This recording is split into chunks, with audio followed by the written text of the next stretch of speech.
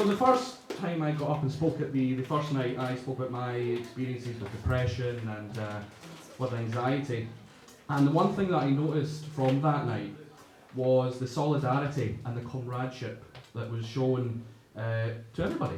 The support which was given to everybody on that night, the kind words which were exchanged by people, and importantly the confidence which people have been instilled in each other to speak openly about their experiences, which I believe is the great success not just of that night but of the RELiEF Cafe, which we should all be really, really happy about. Because mental health does need to be discussed, because for far too long it's been treated as a taboo, almost Cinderella type issue. And I believe that's a very powerful thing. It's powerful in the sense that it gives us all the ability to break down barriers between us and society. Powerful because it gives the people the ability to be honest and to speak openly about their experiences.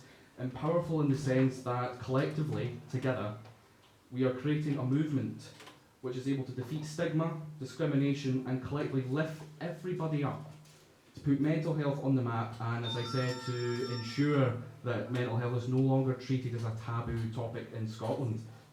And it's only fitting that we have another event tonight on this week, which, as many of you know, is Mental Health Awareness Week. We all know in this room that mental health is an issue which needs greater discussion. Mental health as a political issue needs greater awareness and as well greater discussion, and also personal issues need to be discussed to a greater depth. So I'd like to discuss a personal experience which I've undergone in the last wee while, and it's recently I started a mood diary, which was a suggestion from a friend from an organisation I'm part of, which is the 1 in 5 campaign.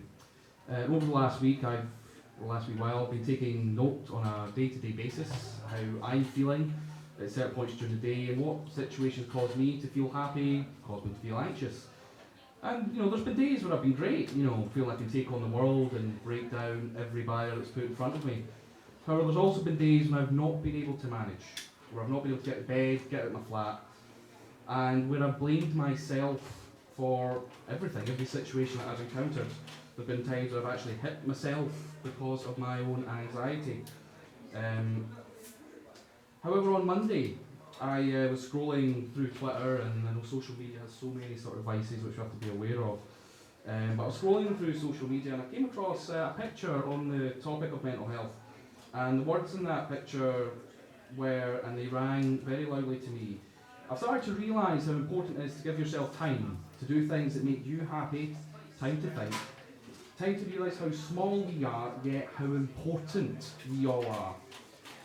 Each and every one of us in this room, no matter what our experiences are with mental health, no matter where we come from, what sort of situations we're encountering, are vitally important to breaking down the barriers and the discrimination that mental health has. Now, many of you may have noticed that there's been an election recently, and I'm a politics geek. I'm passionate about politics. I've been involved in politics to a variety of degrees, and I'm a firm believer that politics is about change. Despite its negative connotations, which are rightfully imposed in certain times, I'm a firm believer that politics is about change. And that change only happens when groups of people come together to create a movement. And in our case, create a movement which is capable of changing the way mental health is treated in Scotland.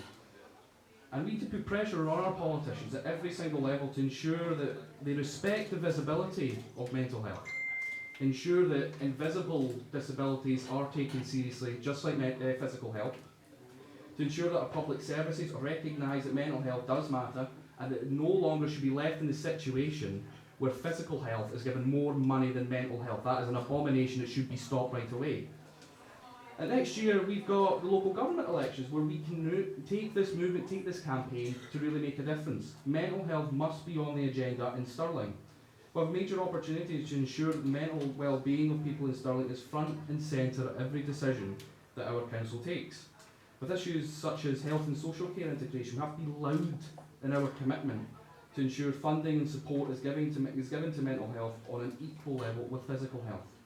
We also need to be loud in our commitment that greater and improved support should be given to students, everybody in this room, from high school to college to university, so we can properly